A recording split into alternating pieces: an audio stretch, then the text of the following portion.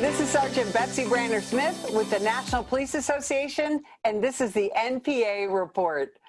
I have a terrific guest with me today. We're buddies on Twitter, and he has so much knowledge when it comes to law enforcement and national security, and he's just a terrific guest, and I'm excited to welcome Detective Angel Maysonet. Welcome. Thanks for having me. Pleasure to be here.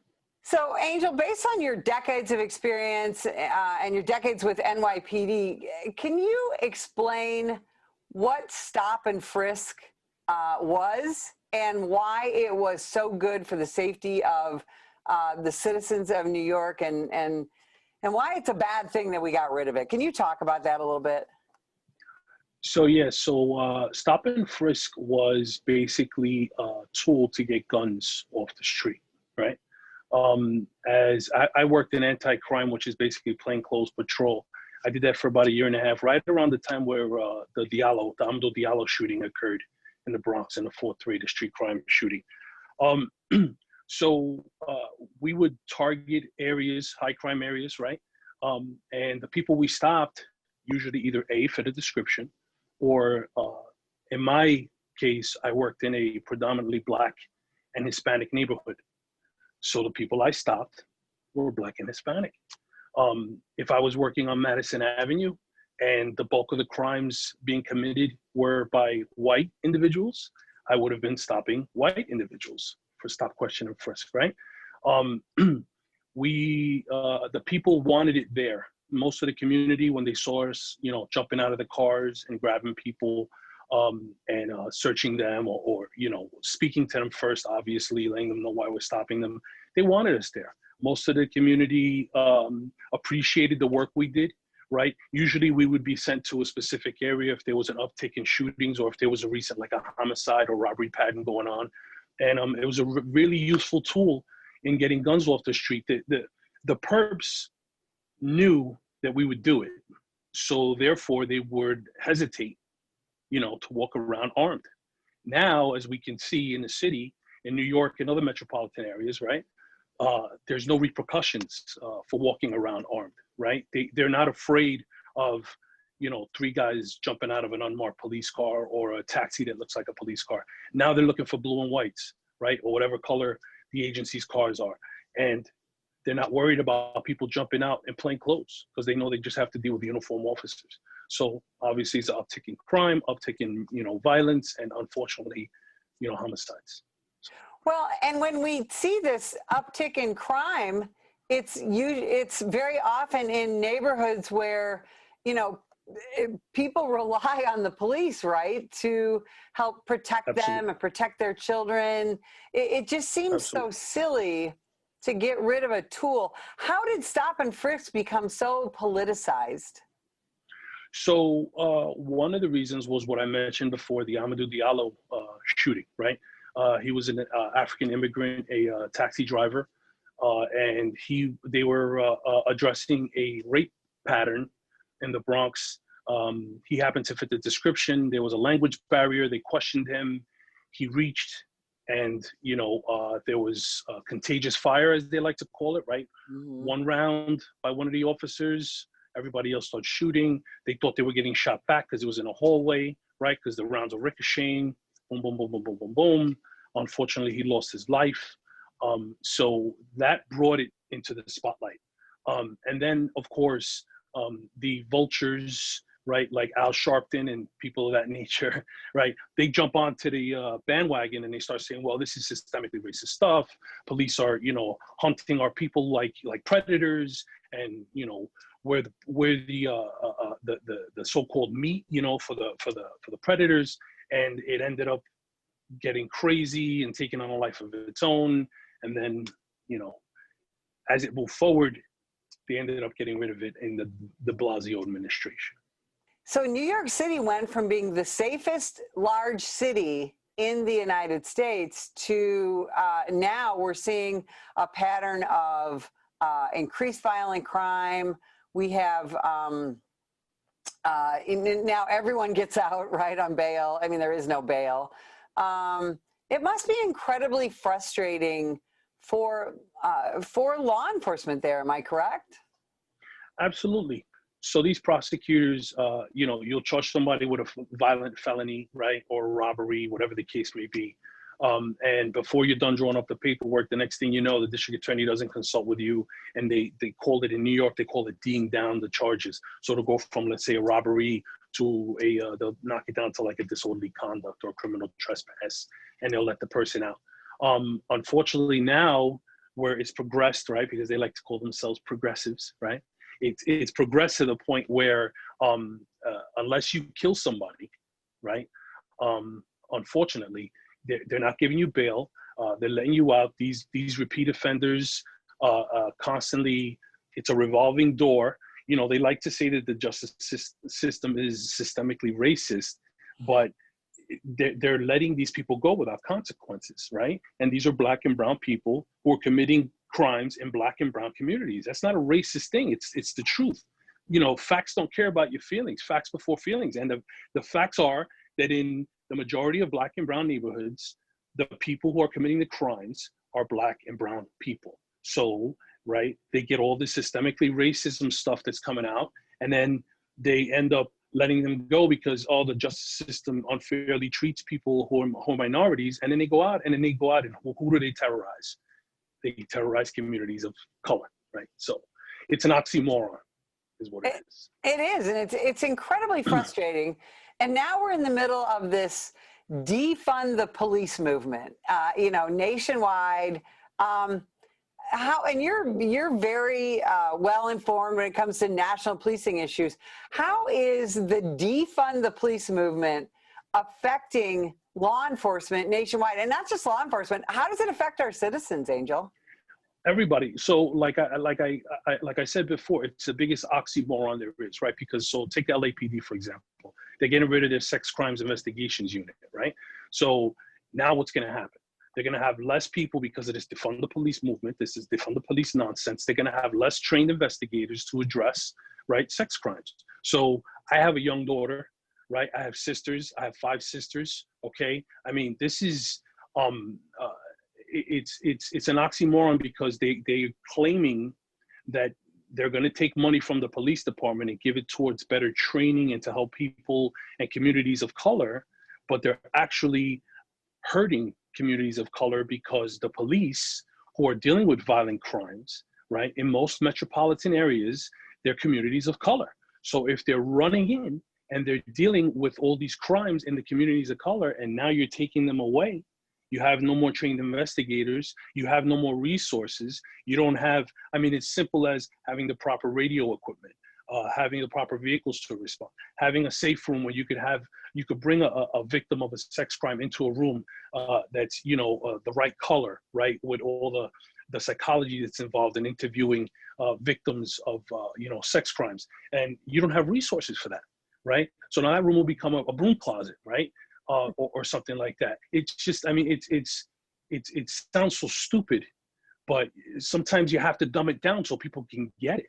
And, the people see it, but they refuse to believe it. It's in front of their face.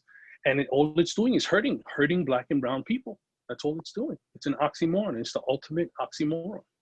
And you make a good point that some of the most vulnerable people who are going to be hurt by this are women, young women, and that's the thing too. I have daughters, I have a granddaughter, and this is just frightening because we aren't going to have the resources to be able to deal with these predators, to be able to not only investigate, but to prosecute these crimes against women, not just sexual assault, but domestic violence. We're going to have uniformed social workers respond to domestic violence calls and do what?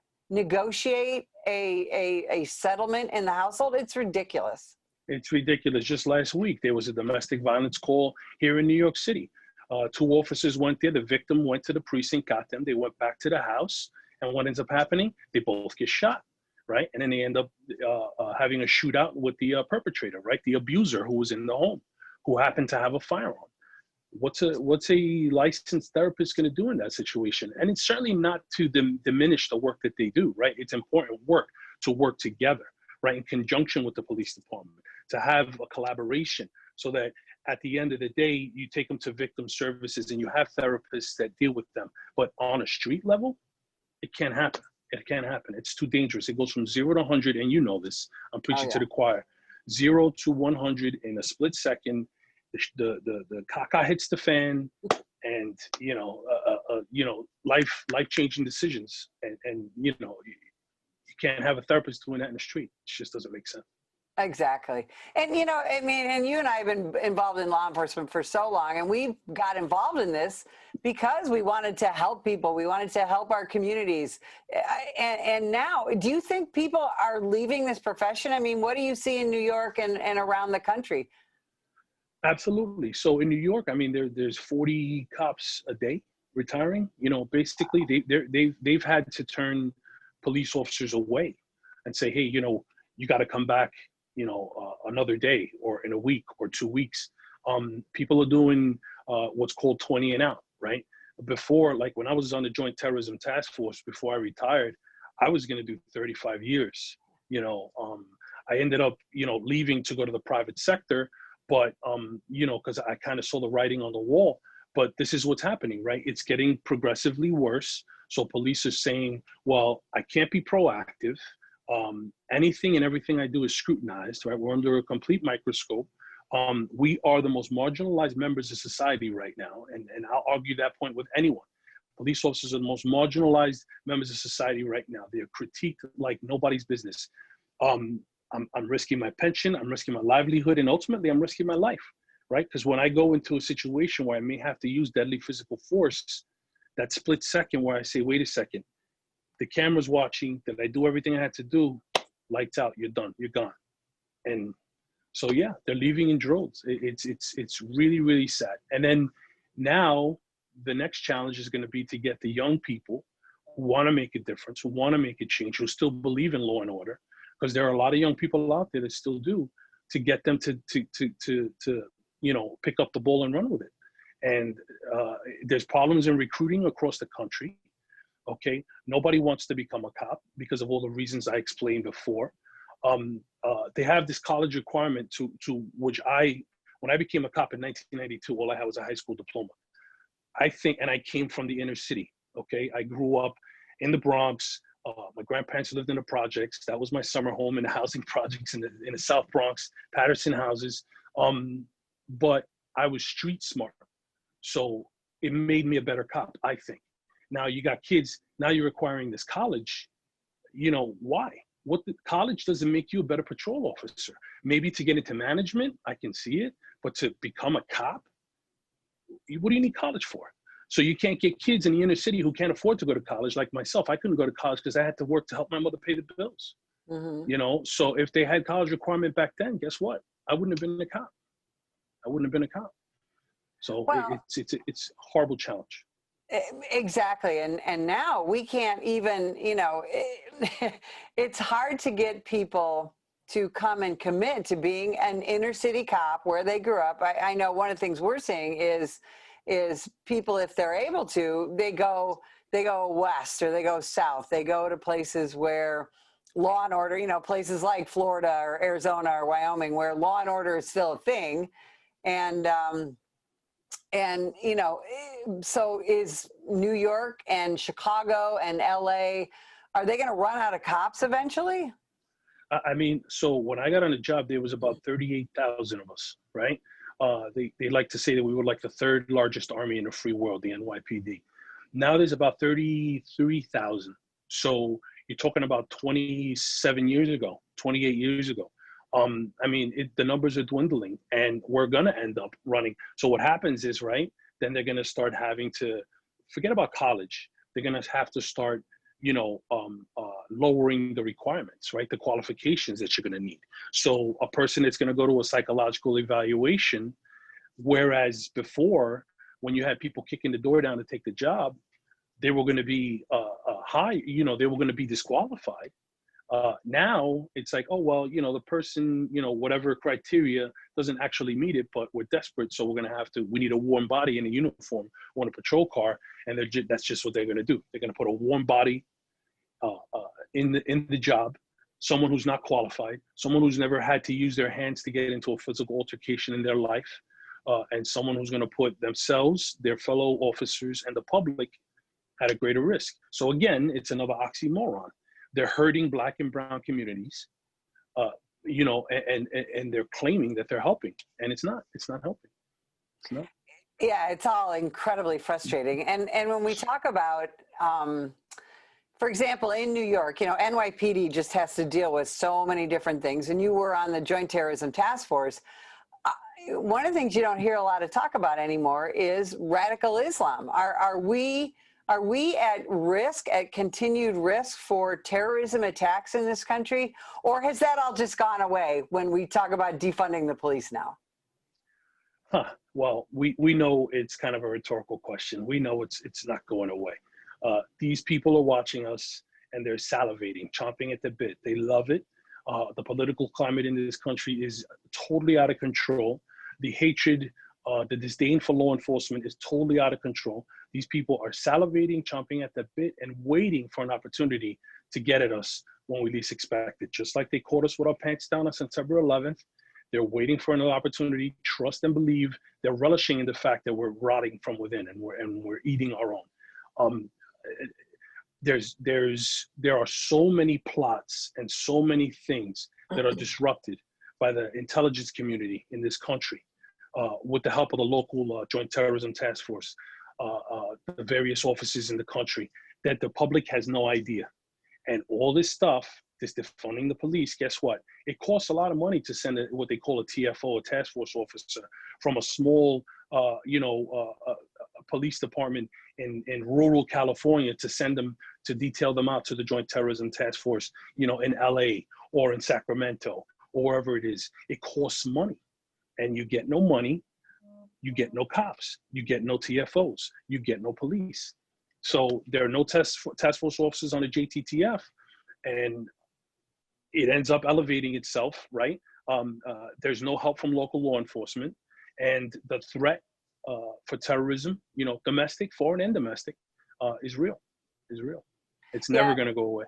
Absolutely, and that's what when we talk about defunding the police, what goes first is, of course, training. And we expect cops to know so much about so many things, and now specialized training in dealing with terrorism or domestic violence or, large-scale narcotics, and all kinds of things. The training's not going to be there, right? We're going to end up with, like you said, very basic cops in very basic patrol cars to go out and do very basic policing. And that's not what keeps our people safe. Absolutely not. I mean, look at ICE, for example, right? ICE is a huge part of protecting the borders in this country. And they want to attack ICE, these politicians like Ilhan Omar and Alexandria Ocasio-Cortez, defund ICE, abolish ICE. ICE protects Black and brown folks from human trafficking, from drug smuggling, from weapons trafficking. They have no idea the stupidity that they're advocating for, and the dangerous, this clear and present danger that's at our borders every day that ICE addresses, and they advocate to abolish. I mean, it's mind-boggling. Well, it is. It's silliness. I mean, I live 80 miles from the southern border, and the hard work that our federal agents, combined with our local law enforcement, the hard work that they put in at the border, and the amazing amount of drugs that they take off the streets, and the women and the children that they protect from, sexual trafficking and things like that. Honestly, people have no idea. They think that our southern border is just people trying to come in and look for a better life. And we know that's not true, right? Absolutely not. Listen, you have terrorists from all around the country that know that there's a way in at the border. They're going to use it. They have used it in the past. I mean, it's notorious. It's a notorious conduit for, people from Eastern Europe, I mean, everywhere, right? Asia, everywhere, coming in through there that are terrorists, right? And making their way into the country, right? Because they know that all this madness is going on. you know, so there are holes in the system and you know, holes in the fence, so to speak, right? And they come on in. It's crazy. And the people that are being affected the most by it are Black and brown communities. And these are the people that they're purportedly trying to help. And they're Exactly. Exactly. not. Angel, how do you think that pro-law enforcement citizens can best help support their police officers, regardless of where they might live or work? So I always say that the police cannot do their job effectively without the community, and the community won't thrive without a good police force, right? The community has to continue to help their police, you know, continue to give information. Homicides don't get solved without the phone call from a source, you know, from a member of the community who saw what happened. Robbery patterns don't get closed. The community, the police cannot do their job effectively without the community. The best way, I mean, other than, you know, coffee with a cop and bringing, you know, food to the station, all that stuff is great for morale. And I'm certainly not saying not to do that, but on a larger scope, the collaboration between police and community, that has to get tighter, right? Because without the community, police can't do their jobs. It just won't happen. So they have to continue to support their police by reporting crimes, staying vigilant, being the eyes and the ears. When I was on a JTTF, I went to do an interview in a housing project in Brooklyn. And my partner, who was an FBI agent, he was a phenomenal guy. He was a retired major from the United States Marine Corps. He was a fantastic guy. But he, you know, he wasn't raised in the streets of the Bronx or the streets of the city. And I would tell him, you see that lady up in the window, the old lady on her pillow? She knows everything about everybody in this building. She knows what's going on in the streets. She knows what's going on inside the building, you know, who's doing what inside. So those resources, right, those little old ladies, they have to continue to help us, right? Because without that, we can't do our jobs. Absolutely. I'll tell you, Angel, I could spend all day talking to you. I so appreciate you spending time with us today. And if you would like more information about the National Police Association, visit us at nationalpolice.org.